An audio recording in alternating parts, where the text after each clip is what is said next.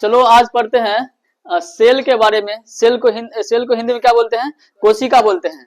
तो सेल में पढ़ेंगे वो कि सेल का नाम क्या है, इसके अध्ययन को क्या कहते हैं, इसको खोजकर्ता कौन था, है ना। सेल से क्या चीज मिलकर बना, क्या सब बना हुआ है, सेल के अंदर क्या क्या रहता है, उसका क्या उपयोग है, सब के बारे में जानेंगे। तो सबसे पहले देखते हैं सेल यानी कोशिका में कि इसके साइटो नाम यानी टेक्निकल नाम क्या है। इसका टेक्निकल नाम, इसका टेक्निकल नाम है साइटो। क्या नाम है? साइटो। इसको टेक्निकल नाम क्या है? कोशिका का टेक्निकल नाम हो गया साइटो। और जब कोशिका के बारे में हम अध्ययन करते हैं तो इसको क्या कहते हैं? साइटोलॉजी। क्या बोलते हैं? हाँ, साइटोलॉजी। और ये जो कोशिका का खोज है ना, जिसको जो खोज करता है यानी जो खोजता है उसी को बोलते हैं जनक। तो खोज करता है, जनक करता कौन है? Robert Hooke. लेकिन ये जो रॉबर्ट हुक है ये मरी हुई कोशिका को खोज किया था, माइक्रोस्कोप से देखा था। तो ये मरी हुई कोशिका का खोज किसने किया था? वो रॉबर्ट हुक। लेकिन जीवित कोशिका का खोज किसने किया था? तो ये क्या था? एंटोनियन लीवेनहॉक। कौन क्या था? एंटोनियन लीवेनहॉक। अब देखो कोशिका का सिद्धांत यानी शरीर जो है, हम लोग का जो शरीर है वो कोशिकाओं से मिलकर बना हुआ, ये किसने कहा था? ये कहा था स्लाइडेन एंड स्वान। यानी ये अलग अलग दो साइंटिस्ट थे, यही कहे थे कि मानव का जो शरीर है वो क्या चीज के मिलकर बना हुआ है? असंख्य कोशिकाओं से। ये जो शरीर है ना ऊपर में दिख रहा है, ये सब क्या है? एक कोशिका है। असंख्य कोशिकाओं को जुड़ जुड़ करके क्या बन गया है? एक शरीर बन गया है ना। तो ये कोशिका का सिद्धांत किसने दिया था? स्लाइडेन एंड, ये अलग अलग दो साइंटिस्ट थे। अब देखो वह क्वेश्चन आएगा कि सबसे छोटी कोशिका क्या होता है? तो सबसे छोटी कोशिका होता है माइकोप्लाज्मा। क्या होता है?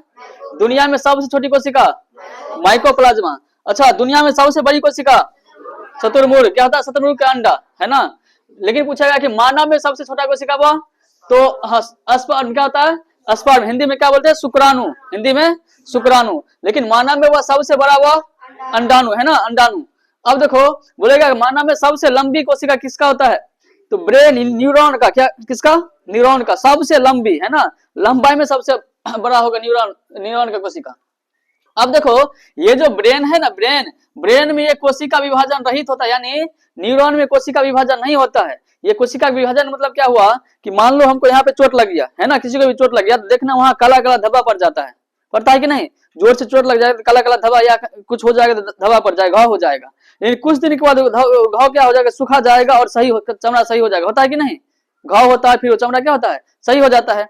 लेकिन जब वो ब्रेन में चोट लग जाता है तो वो कभी ठीक नहीं हो सकता है। ये जो ब्रेन है ना, ब्रेन ये इसमें कोशिका विभाजन नहीं होता है। अच्छा, कोशिका विभाजन का मतलब क्या होता है? वो विभाजन का मतलब होता है टूटना नहीं, यानी अलग अलग कोशिका मिल करके नई कोशिका बनाना।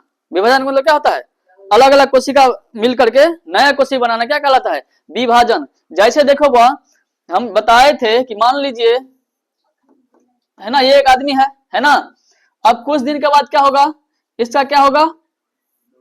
क्या होगा? जो भी होगा धियापुता होगा, है ना। तो एगो से क्या हो जाएगा? वो दुगो हो जाएगा यहाँ पे। अब देखो फिर दुगो से क्या हो जाएगा? वो 4 गो हो जाएगा। फिर 4 गो से क्या हो जाएगा? 8 गो हो जाएगा। ये विभाजन हुआ ना। विभाजन का मतलब होता है कि 2 कोशिका मिलकर के, 3 कोशिका मिलकर के नई कोशिका का निर्माण करना। कोई दिक्कत? विभाजन मतलब अलग अलग नहीं हो जाना, नई कोशिकाओं का निर्माण करना क्या कहलाता है? विभाजन। लेकिन ये जो है ना दिमाग में, न्यूरॉन में, ये विभाजन यहाँ पे नहीं होता है। अगर दिमाग में चोट लग गया फिर दोबारा ठीक नहीं होने वाला है, समझ गया। इसलिए बोला जाता है कि गाड़ी चलाओ या कुछ चलाओ तो वहां क्या लगाना चाहिए? हेलमेट लगाना चाहिए। हेलमेट क्यों जरूरी है? क्योंकि उसको पता है कि अगर ब्रेन में चोट लग गया तो ठीक नहीं होगा। हाथ टूटेगा, पैर टूटेगा तो चलेगा, लेकिन वो ठीक हो जाएगा, लेकिन ब्रेन में ठीक नहीं होगा। इसलिए इसमें क्या पहनते हैं? हेलमेट पहनते हैं। यानी कोशिका विभाजन कहाँ नहीं होता है? न्यूरॉन में नहीं होता है। अब देखो सबसे तेज विभाजन, ऐसा शरीर में क्या चीज है जिससे सबसे तेज विभाजन होता है, यानी खराब हो जाएगा फिर तुरंत सही, अपने आप सही हो जाएगा? तो लीवर। क्या होता है? लीवर को हिंदी में बोलते हैं कि लीवर क्या बोलते हैं हिंदी में? यकृत। क्या बोलते हैं? यकृत। यकृत। ये यकृत क्या होता है? यकृत किडनी, जिसे किडनी बोलते हैं। ये किडनी क्या करता है कि एक खराब हो जाएगा, ये अपने आप सही भी हो जाएगा, है ना, पुनर्निर्माण कर लेता है ये, यानी क्षतिपूर्ति इसमें होता है। इसमें क्षतिपूर्ति वह सही नहीं होता है, लेकिन इसमें हो जाता है। सबसे तेज विभाजन कहाँ होता है? किडनी में। कोशिका का सबसे तेज विभाजन, यानी एक बार खराब हो जाएगा तो ठीक हो जाएगा, है ना। लेकिन कहाँ विभाजन नहीं होता है? ब्रेन में। अब देखो वह यहाँ एक चीज दिखाते हैं कि जैसे बहुत सारे ईंट को जोड़ते हैं, है ना। यहाँ पे देखो घर बना है कि बहुत सारे ईंटेवा को जोड़ते हैं तो क्या बनता है? एक दीवार बनता है ना। यहाँ पे बहुत सारा ईंटेवा जुड़ा हुआ है तब ये दीवार बना हुआ है। लेकिन बहुत सारे दीवार को जोड़े हैं तब क्या बना है? एक कमरा बना हुआ है, इधर दीवार हो गया, इधर हो गया, इधर हो गया, ऊपर हो गया, उधर हो गया, तब ना एक कमरा बना है। लेकिन जब बहुत सारे कमरा को जोड़ते हैं तो क्या बनता है? घर बनता है। वैसा ही देखो, बहुत सारे कोशिका को जोड़ते हैं तो क्या बनता है? उत्तक। क्या बनता है? उत्तक बनता है। लेकिन बहुत सारे उत्तक को जोड़ते हैं तो क्या बनता है? अंग बनता है। जैसे उंगली हो गया, आंख हो गया, कान हो गया, नाक हो गया, है ना, पैर हो गया। लेकिन बहुत सारे अंग को जोड़ते हैं तो क्या बनता है? शरीर। वैसे हम बोल सकते हैं कि कोशिका से क्या बनता है? शरीर। कोई दिक्कत? लेकिन जरूरी नहीं कि कोशिका से ही बनता है। हम अगर बोलेंगे घर क्या चीज से बनता है तो तुम बोलोगे ईंटे से बनता है, ऐसा नहीं है। इसमें बहुत चीज लगा होगा, सरिया लगा होगा, गिट्टी लगा होगा, है ना, बालू लगा होगा, तो यहाँ सीमेंट लगा होगा। वैसे ही कोशिका से क्या बनता है? उत्तक। उत्तक से अंग, और अंग से शरीर। आओ इसको और बढ़िया से देखते हैं सेकेंड पेज में। अब देखो वह कोशिका के प्रकार। कोशिका वह दो प्रकार के होते हैं। कितने प्रकार के? दो प्रकार के। अब देखो वह कोशिका, ये पहला होता है कोशिका झिल्ली। क्या होता है? कोशिका झिल्ली। ये कोशिका झिल्ली ना, ये इस करके झिल्ली के आकार का रहता है। क्या होता है? एक झिल्ली के आकार का। देखो ये है ना, ये पूरा क्या है? कोशिका है। ऐसे ऐसे गिरा हुआ है ना, ये कोशिका है।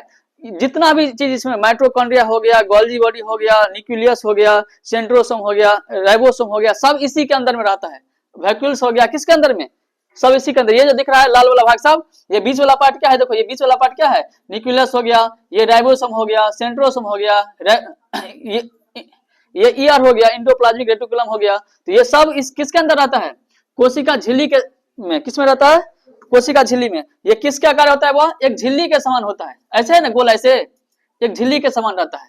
अब देखो वह इसी झिल्ली में वह सब चीज रहता है। अब देखो ये जो झिल्ली है ना, ये पादप में भी होता है और जंतु में भी होता है। किस किस में होता है? पादप में और, अच्छा पादप किसे कहते हैं? जैसे कोई भी सजीव जो अपने एक स्थान से दूसरा स्थान चेंज नहीं कर सकता है, केवल अपने स्थान पे हिल डोल सकता है, वो क्या हो जाएगा? पादप। जैसे पेड़ पौधा अपने स्थान से हिल डोल सकता है लेकिन जा सकता है कहीं से कहीं। लेकिन और एक होता है जंतु, जो एक स्थान से दूसरे स्थान जाता है, उसे क्या कहते हैं? जंतु। जैसे हम लोग बायोलॉजी के हिसाब से हम लोग जंतु में आ जाते हैं, क्योंकि हम लोग एक स्थान से दूसरे स्थान पे जा सकते हैं, तो हम लोग किस में आ गए? जंतु में आ गए। तो ये जो होता है कोशिका झिल्ली किस में होता है? पादप में भी होता है। और पादप मतलब पेड़ पौधा, जंतु मतलब जितना भी जानवर है, जीव जंतु है। अब देखो ये जो होता है ना वह कोशिका झिल्ली, ये जो झिल्ली ऐसे संरचना है, ऐसे गोल संरचना है, ये क्या चीज से मिलकर बना हुआ है? प्रोटीन का बना होता है। किससे? कोशिका झिल्ली क्या चीज से बना हुआ है? प्रोटीन से। किससे? अब देखो वह कोशिका के सभी अंग इसी के अंदर रहते हैं। ये जितना भी तुमको अंग दिख रहा है, ये अंग, ये अंग, ये अंग, ये जितना भी दिख रहा है ना, सब किसके अंदर है? इसी कोशिका झिल्ली के अंदर में रहता है, इसके अंदर में रहता है। समझ लो ये सबका घर हो गया, रहने वाला घर हो गया। समझ गया? कोशिका झिल्ली, इसी कोशिका झिल्ली के अंदर में सब कुछ रहता है। अब क्या क्या रहता है हम आगे देखते हैं। अब देखो वह एक होता है कोशिका भित्ति। क्या होता है? कोशिका भित्ति। जैसे हम ये कोशिका झिल्ली अभी पढ़ाए हैं ना, ये कोशिका झिल्ली, वैसे ही होता है कोशिका भित्ति। लेकिन ये हम लोगों में नहीं होता है, ये डबल संरचना वाला होता है। इसमें कहते हैं जो कोशिका भित्ति रहता ही है, इसमें डबल संरचना ऐसे रहता है, ये थोड़ा मोटा होता है। कोई दिक्कत? और ये बना होता है सेल्यूलोज का। क्या किसका बना होता है? सेल्यूलोज का। जैसे हम लोग क्या अभी कॉपी पे लिख रहे हैं, है ना, कॉपी पे लिख रहे हैं, या पेड़ से जैसे पैसा बनता है ना, जितना भी तुम लोग नोट देखते हो, पैसा गिनते हो, सब क्या जिससे बनता है? इसी सेल्यूलोज का बना होता है, पेड़ से निकाला जाता है। जितना भी कॉपी पे लिखते हो क्या जिससे बना हुआ है? इसी सेल्यूलोज का बना हुआ रहता है। तो ये कहाँ रहता है? ये कोशिका भित्ति में। किसमें? कोशिका भित्ति क्या जिससे बना हुआ आता है? सेल्यूलोज का। जितना भी तुम कॉपी लिखते हो, पैसा सब बनता है, ये इसी का बनता है। अब देखो वह ये क्या करता है, इसका काम क्या है? तो सुरक्षा और आकार प्रदान करना, पेड़ों का सुरक्षा करना। क्या करना? पेड़ों का सुरक्षा और उसका आकार को प्रदान करना। कोई दिक्कत? तो कोशिका भित्ति किसमें होता है? वो केवल पेड़ पौधा में होता है। और देखो ये क्या चीज का बना हुआ था? सेल्यूलोज का। इसी सेल्यूलोज हम लोग क्या बनाते हैं? कपड़ा बनता है ना, पैसा बनता है, नोट जो बनता है, कागज बनता है, सब इसी सेल्यूलोज का बना होता है। और ये डबल है ना, इसका संरचना ऐसे होता है ना, दोहरी संरचना होता है, ऐसे बहुत मोटा होता है। लेकिन किसी में होता है? ये पेड़ पौधा में। और ये क्या करता है? वह सुरक्षा और उसका आकार प्रदान करता है। इसमें कोई दिक्कत नहीं ना? नहीं। आगे देखो वह आगे जो पढ़ना है इसमें पढ़ना है माइटोकॉन्ड्रिया। क्या पढ़ना है? माइटोकॉन्ड्रिया। ये जो अभी देखे हम कोशिका झिल्ली है ना, कोशिका झिल्ली के अंदर में क्या होता है? वो माइटोकॉन्ड्रिया। क्या रहता है? माइटोकॉन्ड्रिया। अच्छा ये माइटोकॉन्ड्रिया के हिंदी में बोलते हैं सूत्र कणिका। क्या बोलते हैं? हिंदी में क्या बोलते हैं? सूत्र कणिका। अब ये सूत्र कणिका, इसका खोज किसने किया था? वो अल्टमाइन ने। किसने किया था? अल्टमाइन ने। अब देखो वह ये होता क्या है कि जब हम लोग सांस लेते हैं, जब लोग हम सांस लेते हैं तो क्या होता है, ऑक्सीजन अंदर जाता है, और जब ऑक्सीजन अंदर जाता है तो हीमोग्लोबिन में मिल जाता है। किसमें मिल जाता है, हीमोग्लोबिन यानी खून में मिल जाता है, और वो कहाँ चला जाता है, वो खून के हीमोग्लोबिन के सारे चल जाता है कोशिका में। किसमें, कोशिका में। ये जो कोशिका पढ़ रहे हो ना, कोशिका में चला जाता है। कोशिका में देता है किसको, माइटोकॉन्ड्रिया को दे देता है। ऑक्सीजन किसको देता है, माइटोकॉन्ड्रिया को। और माइटोकॉन्ड्रिया क्या करता है, वो एक सांस के माध्यम से ये क्रेब्स चक्र चलाता है। क्या चलाता है, एक रिएक्शन करता है। यहाँ पे क्या करता है, एक रिएक्शन, और रिएक्शन के फलस्वरूप इसमें से एटीपी बनाता है। क्या बनाता है, एटीपी। कोई दिक्कत, जब हम सांस लेते हैं तो ऑक्सीजन अंदर जाता है और हीमोग्लोबिन में मिल जाता है। हीमोग्लोबिन अंदर लेकर जाकर उसको किसको देता है, कोशिका को। कोशिका में किसको, माइटोकॉन्ड्रिया को। जब माइटोकॉन्ड्रिया को ऑक्सीजन मिल जाता है तब क्या करता है, यहाँ पे एक रिएक्शन चलाता है। क्या चलाता है, चेन रिएक्शन होता है, यानी क्रेब्स चक्र चलता है। और जब ये क्रेब्स चक्र चलता है ना, तब वहां पे क्या बनता है, एटीपी बनता है। क्या बनता है, एटीपी। और ये जब 38 को एटीपी मिल जाता है, कितना एटीपी, जब ये 38 को एटीपी मिल जाता है तो ग्लूकोज बनता है। क्या बनता है, ग्लूकोज। यही इसी ग्लूकोज से हमको ऊर्जा मिलता है। हम लोग यहाँ चलते हैं, बोलते हैं, दौड़ते हैं, है ना, भूख लग जाता है तो एनर्जी नहीं रहता है, फिर खाना खाते हैं तो एनर्जी बन जाता है। ये जो एनर्जी आता है ये कौन बनाता है, ग्लूकोज से बनता है। किससे, ग्लूकोज। यानी इसको बनाता कौन है, माइटोकॉन्ड्रिया। कौन, माइटोकॉन्ड्रिया। जब हम लोग सांस लेते हैं तो हीमोग्लोबिन के सहारे ऑक्सीजन अंदर जाता है, और कोशिका के अंदर किसको देता है, माइटोकॉन्ड्रिया को। माइटोकॉन्ड्रिया जब इसको लेकर क्या करता है, एक चक्र चलाता है, एक रिएक्शन करता है, और रिएक्शन के फलस्वरूप क्या बनता है, एटीपी। और 38 को एटीपी जब पूरा जाता है तब क्या बनता है, क्वेश्चन आता है कि कितने एटीपी बराबर एक ग्लूकोज होता है, 38 एटीपी बराबर। इंपोर्टेंट क्वेश्चन है ये। अब देखो बा, इस ये जो ग्लूकोज है ना, ये ग्लूकोज क्या करता है बा, ऊर्जा उत्पन्न करता है। क्या करता है, ऊर्जा यानी पावर को देता है। इसीलिए इसे ऊर्जागिरी भी कहता है। क्वेश्चन आया कि ऊर्जागिरी किसे कहते हैं, माइटोकॉन्ड्रिया को ऊर्जागिरी किसे कहते हैं। हाँ, उसको बोलेगा पावर हाउस किसे कहते हैं, पावर हाउस, माइटोकॉन्ड्रिया को, है ना। पावर हाउस किसे बोलते हैं, बोलेगा शक्तिगिरी किसे कहते हैं। ये जितना भी शक्तिगिरी है, ऊर्जागिरी है, पावर हाउस है, सब बोलते हैं माइटोकॉन्ड्रिया को। अब आ जाओ गोल्जी बॉडी। क्या, गोल्जी बॉडी। ये गोल्जी बॉडी वो एक वैज्ञानिक थे, कैमिलो, क्या नाम था, कैमिलो गोल्जी। वे अपने नाम पे क्या रख लिए, इसको खोज के तो अपने नाम पे इसको रख दिए कैमिलो गोल्जी बॉडी। क्या रख दिए, गोल्जी बॉडी। अब देखो वो, जैसे देखो अभी हम यहाँ पे खड़े हैं, अब बोल रहे हैं, तो सबसे ज्यादा ऊर्जा किसको चाहिए, जीभ को चाहिए और मुंह को चाहिए, इसी को चाहिए ना। और पूरे शरीर में क्या बनता है, ये जो माइटोकॉन्ड्रिया, ये जो हमारा शरीर बना हुआ है, क्या चीज से बना हुआ है, कोशिका से बना हुआ है। कोशिका के अंदर क्या रहता है, माइटोकॉन्ड्रिया। माइटोकॉन्ड्रिया क्या करता है, ऊर्जा उत्पन्न करता है। अब ऊर्जा उत्पन्न करता है, ऊर्जा सबसे अधिक किसको चाहिए, अभी हम बोल रहे हैं तो जीभ को चाहिए, लेकिन ऊर्जा तो बन रहा है, पैर में भी बन रहा है, हाथ में भी बन रहा है, हर एक जगह बन रहा है। तो उधर का क्या करता है कि हमको अभी ऊर्जा यहाँ ज्यादा चाहिए, तो नीचे वाला ऊर्जा को ले जाकर के तुरंत मुंह को देता है कि लो तुम अपना ऊर्जा से काम चलाते रहो। या जब हम दौड़ते हैं, तो जब हम दौड़ते हैं तो सबसे ज्यादा ऊर्जा किसको चाहिए, पैर को चाहिए। जब सबसे ज्यादा ऊर्जा पैर को चाहिए और वहां पे हमको एनर्जी तो हर एक जगह से मिल रहा है, तो ये एनर्जी को क्या करता है गोल्जी बॉडी, ले जाकर के पैर को देता है, तुम दौड़ते रहो। समझ गया। जब हम क्रिकेट खेलते हैं और बॉलिंग करते हैं तो सबसे ज्यादा ऊर्जा किसको चाहिए, हाथ को चाहिए। लेकिन ऊर्जा जो है, ऊर्जा उत्पन्न सब करता है, हर एक जगह होता है। तो इस ऊर्जा को उठाकर किसको दे देता है, हाथ को देता है कि लो तुम काम करते रहो। नहीं तो अगर ऐसा नहीं होगा, ये अपना एनर्जी बनाकर अपने पास रखेगा, इधर ये एक बार में काम करेगा, थक जाएगा, काम ही नहीं होगा। समझ गया। तो गोल्जी बॉडी का काम क्या है, ये ऊर्जा का परिवहन करता है। किसका परिवहन, ऊर्जा। मुंह को काम है, तुरंत पैर से उठा करके हाथ से उठा करके किसको दे देता है, मुंह को देता है। पैर, अगर हम दौड़ रहे हैं तो पैर को ज्यादा ऊर्जा का काम है, तुरंत मुंह से उठा कर, कान से उठा कर, हाथ से उठा कर किसको दे देता है, पैर को देता है, जाओ तुम अपना दौड़ कर काम करो। इसमें कोई दिक्कत है ना। तो गोल्जी बॉडी का काम क्या है, वो कि ऊर्जा का परिवहन करना, ऊर्जा को पहुंचाना, यहाँ से वहां करता है, वहां से यहाँ करता है, यहाँ से वहां करता है। कोई दिक्कत। गोल्जी बॉडी का काम क्या है, परिवहन, ऊर्जा का परिवहन करना। अच्छा, माइटोकॉन्ड्रिया का काम क्या है, ऊर्जा उत्पन्न करना। क्या करना, ऊर्जा उत्पन्न करना। कितने एटीपी मिलकर वो एक ग्लूकोज बनता है, ग्लूकोज क्या बनाता है, ऊर्जा बनाता है। अब देखो वो, अब रसधानी क्या बढ़ते हैं, रसधानी। अब ये जो रसधानी है ना, ये जो है इसको बोलते हैं कोशिका, है ना। ये जो झिल्ली का आकार का है कोशिका, इसके अंदर में क्या रहता है, वो पानी जैसे भरा हुआ, ये पानी भरा हुआ था, रस, इसको वैक्यूल्स बोलते हैं। क्या बोलते हैं, नहीं नहीं, एक मिनट रुक जाओ, एक मिनट रुक जाओ। रसधानी, वैक्यूल्स, इसमें वो वैक्यूल्स रहता है। क्या रहता है, वैक्यूल्स, है ना। जैसे मान लो किसी का वजन है, किसी भी आदमी का मान लो 100 केजी वजन है, तो उसके अंदर में 65 केजी कितना रहना चाहिए, 65% पानी होता है। कितना परसेंट, अगर कोई आदमी 100 केजी का तो उसमें 65% क्या होगा, पानी होगा। लेकिन पेट को फाड़ोगे ना तो 2-3 लीटर पानी निकलेगा, इससे ज्यादा नहीं निकलेगा, बहुत बोल दिए। ये पानी रहता कहाँ पे है? तो शरीर क्या चीज का बना है? कोशिका। कोशिका के अंदर क्या रहता है? ये वैक्यूल्स। क्या रहता है? वैक्यूल्स। ये होता क्या है कि जितना भी वैक्यूल्स होता है सबको फोड़ोगे, इसके अंदर में पानी रहता है। इसके अंदर में क्या रहता है? पानी रहता है। और इसी वैक्यूल्स में अगर 1% पानी का कम हो जाएगा, 1% पानी कम हो जाए तो क्या लगेगा?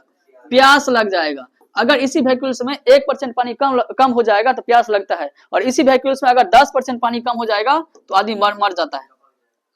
कोई दिक्कत? तो ये शरीर के अंदर में पानी कहाँ रहता है? वैक्यूल्स में। कोई दिक्कत? राजधानी में रहता है। कोई दिक्कत हुआ इसमें? शरीर के अंदर कितना परसेंट पानी?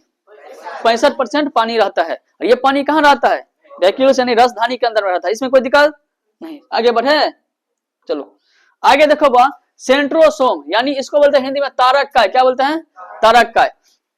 ये सेंट्रोसोम का खोज किसने किया था? वह बोबरी नामक साइंटिस्ट ने। कौन? बोबरी। अब ये देखो वह, ये सेंट्रोसोम क्या करता है? कोशिका का विभाजन करता है। क्या करता है? कोशिका का विभाजन। जैसे देखो किसी को क्या होगा, साइकिल चलाते समय ना किसी का देखना कि ब्रेक में हाथ फंस जाता है ना, या कभी घर लगाते समय देखना हाथ से पिटा जाएगा तो काला हो जाएगा। हुआ है किसी को? वहां हो जाएगा, काला दाग हो जाएगा, खूब दर्द करेगा 2-4 दिन, उसके बाद धीरे धीरे वो सही हो जाएगा। होता क्या है कि जब वो काला हो जाता है ना, वहां पे कोशिका क्या होता है? मर जाता है। मान लो हमको यहाँ चोट लग गया, यहाँ काला हो गया, यह क्या होगा? कोशिका मर जाएगा। लेकिन कोशिका जब मर जाएगा तो अगल बगल की कोशिका क्या करेगा? वो अपना विभाजन करके उसको छिड़काव करके उसको नया कोशिका वहां पे जन्म ले लेगा। और जहां नया कोशिका यहाँ हो जाएगा तो तुम्हारा घाव ठीक हो जाएगा। ये सेंट्रोसोम क्या करता है? तारक का, कि ये कोशिका का विभाजन करता है। क्या करता है? कोशिका का विभाजन। इसमें जो रहता है ना सेंट्रोसोम, इसमें क्या रहता है? सेंट्रोसोम। ये कोशिका का विभाजन करता है। मान लो कि ये कोशिका मर गया, क्या हो गया? ये कोशिका मर गया। कोशिका मर गया तो ये पूरा मर जाएगा। इसमें किसी एक चीज मर गया, काम नहीं किया तो सब मर जाएगा। अब देखो इसके बगल में जो कोशिका होगा, ना, ये क्या करेगा? इस पे छिड़काव करेगा। क्या करेगा? छिड़काव करेगा, कोई द्रव से छिड़काव करेगा, और यहां से क्या करेगा? इसका नया कोशिका को जन्म ले लेगा, है ना। ये तुम्हारा घाव क्या हो जाएगा? ठीक हो जाएगा। यानी सेंट्रोसोम का काम है कि कोशिका का विभाजन करना। क्या करना? कोशिका का विभाजन। और यानी पुनर्निर्माण करना। यहाँ के कोशिका मर गया तो बगल के कोशिका क्या कहेगा? चलो इसको सहायता करते हैं, इसको यहाँ से हटा करके नया कोशिका यहाँ से ला देते हैं। अब देखो सबसे ज्यादा कोशिका का निर्माण कहाँ होता है? कोशिका विभाजन लीवर में। लीवर को तुम काट कर फेंक दो, कुछ दिन के बाद सही हो जाएगा। कोई दिक्कत? अब देखो, अब ये ब्रेन में सबसे कम होता है। ब्रेन में सबसे कम होता है। अच्छा देखो, हम बोले थे इससे पहले कि ब्रेन में ना कोशिका विभाजन नहीं होता है, लेकिन ये जो ब्रेन है ना, ये ब्रेन जो होता है वो इसका 2 पार्ट होता है। इसमें 90% क्या होता है? वो इसमें 90% वो होता है 10%।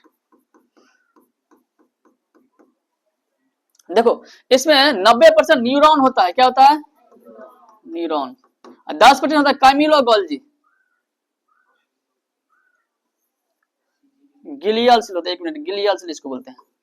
गिलियल सेल क्या होता है? Glial cell. ये जो ब्रेन होता है, ब्रेन का 2 पार्ट होता है, 90% न्यूरॉन, 10% गिलियल सेल। तो ये जो 90% ब्रेन होता है, न्यूरॉन होता है ना, इसमें कोशिका विभाजन नहीं होता। यानी एक बार चोट लग गया तो ठीक नहीं होगा। लेकिन 10% ये गिलियल सेल होता है। 10% में क्या होता है? कोशिका विभाजन होता है। ये 10% में क्या होता है? कोशिका विभाजन होता है। तो सबसे ज्यादा कोशिका विभाजन कहाँ होता है? यकृत लीवर में। सबसे कम ब्रेन में। सबसे कम 90% रहता है क्या? न्यूरॉन। इसमें कोशिका विभाजन नहीं होता, लेकिन 10%। अब देखो कभी कभी सुनो ब्रेन ट्यूमर का नाम। ब्रेन ट्यूमर एक कैंसर होता है। क्या होता है? कैंसर। यही क्या होता है? कैंसर कोई बीमारी नहीं है। ये 10% गिलियल सेल जो है ना, ये क्या करता है? कोशिका विभाजन करता है। मान लो कहीं चोट लग गया तो विभाजन करके उसको क्या करता है? ठीक कर देता है। और ये जो कैंसर है ना, जितना मान लो हमको यहाँ पे चोट लग गया, जितना इसको कोशिका विभाजन करना चाहिए उतना ही किया तो ठीक है।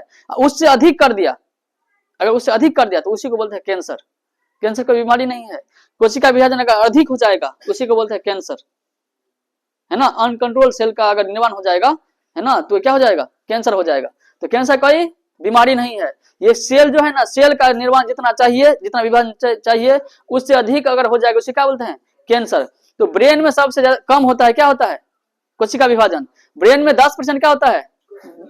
Glial cell. 90% न्यूरॉन होता है। इसमें कोई दिक्कत नहीं ना। अब देखो, अंतःप्रद्रव्य जालियां यानी इंडोप्लाज्मिक रेटिकुलम है ना, इसे शॉर्टकट में बोलते हैं ईआर, क्या बोलते हैं, ईआर। अब देखो बात, अंतःप्रद्रव्य जालियां उसको बोलते हैं, ये आंतरिक कंकाल का काम करता है। किसका काम करता है, आंतरिक कंकाल। ये आंतरिक कंकाल क्या होता है, वो ये आंतरिक सहायता प्रदान करता है। जैसे देखो, हम लोग जैसे घर बनाते हैं ना, घर बनाते हैं, तो जब हम घर बनाते हैं तो यहाँ देखो ये पिलर दिया है कि नहीं, पिलर दिया है ना, पिलर दिया है। मान लो ये पिलर नहीं देंगे तो घर क्या होगा, तुरंत गिर जाएगा, तुरंत गिर जाएगा। तो जब यहाँ पे ये जो है ना, ये वाला पार्ट है ना, यहाँ देखो, इसको इधर लाते हैं, आ जाओ यहाँ पे, देखो ये जो है अंतःप्रद्रव्य जालिया, ये क्या करता है कि इसको सहायता प्रदान करता है ताकि ये पचाकर फूट नहीं जाए। समझ गया, जैसे घर में पिलर काम करता है कि भूकंप आया है ना या कुछ आया तो ये पचके नहीं, वैसे ही इसको कौन बचाता है, अंतःप्रद्रव्य जालिका। ये पिलर का काम करता है, कोशिका के अंदर किसका काम करता है, पिलर का काम करता है, यानी ये आंतरिक कंकाल के रूप में काम करता है। उसके बाद ये आंतरिक सहायता देता है, क्या देता है, आंतरिक सहायता, यानी ये फूटे नहीं, पचके नहीं, दब करके पचक जाएगा, फूट जाएगा तो अपने मन घाव हो जाएगा। जाओगे सोने के लिए, बस पीछे में पूरा पीठ में क्या हो गया, कोशिका फूट गया, तुरंत पूरा घाव हो जाएगा। तो इसको बचने के लिए यहाँ क्या दिया जाता है, आंतरिक कंकाल, यानी आंतरिक सहायता को प्रदान करता है। अब देखो बुआ, ये जो है ना, ये इसका 2 पार्ट होता है। कितना होता है, 2 पार्ट। अब ये 2 पार्ट जो होता है, यहाँ देखो हम बताए होंगे, इसका फिगर नहीं है, देखो इसका स्ट्रक्चर ऐसे होता है, ऐसे एक में होता है भाई स्मूथ होता है, एक होता है पूरा खुरदुरा है ना, ऐसे एक में पूरा स्मूथ होता है, लिखाए होंगे, लिखाए थे, एगो में स्मूथ होता है, एगो में रफ होता है। क्या होता है, रफ होता है।